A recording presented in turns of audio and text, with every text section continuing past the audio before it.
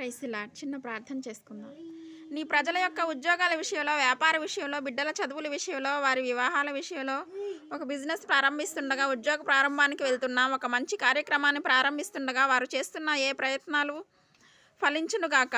మీ దూతలకు ఆజ్ఞాపించండి. ఎవరైనా హాస్పిటల్లో ఉన్నా, ఐసీలో ఉన్నా, ప్రభువా, ఎవరైతే సీరియస్ కండిషన్లో ఉండి బాధపడుతున్నారో వారికి యేసు నామములో స్వస్థత కలుగునుగాక. కృంగిపోయిన వారిని లేవనెత్తండి. నీ గాయపడిన హస్తములను చాపి వారికి ఉన్న సకల రోగాల నుండి విడుదల ఇచ్చి వారిని లేపి నడిపించడానికి నీ సాక్షులుగా నిలబెట్టుకోండి. ఈ ఉదయకాలం ప్రతి రోగి యేసు నామములో స్వస్థత నొందునుగాక. తండ్రి, ఈ దినం ఎవరైతే ప్రయాణమై వెళ్ళబోచున్నారో, అది రైలు మార్గమైన, ఆకాశ మార్గమైన, బస్సుల్లో, వాహనాల్లో, ఎక్కడ ప్రయాణం చేస్తున్నా, రోడ్డు మార్గంలో, ఏ వాహనంలో వారు ప్రయాణం చేస్తున్నా నీ ప్రజలకు కాపాడే దూతలను పంపండి. మహిమ, ఘనత, ప్రభావములు యేసు నామంలో మీకు చెల్లిస్తూ యేసుక్రీస్తు పరిశుద్ధ నామంలో అడుగుచున్నాం మా పరలోకపు తండ్రి. Amen.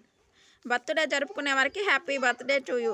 Many more returns of the day. ప్రభు మిమ్మల్ని దీవించి బలపరచును గాక.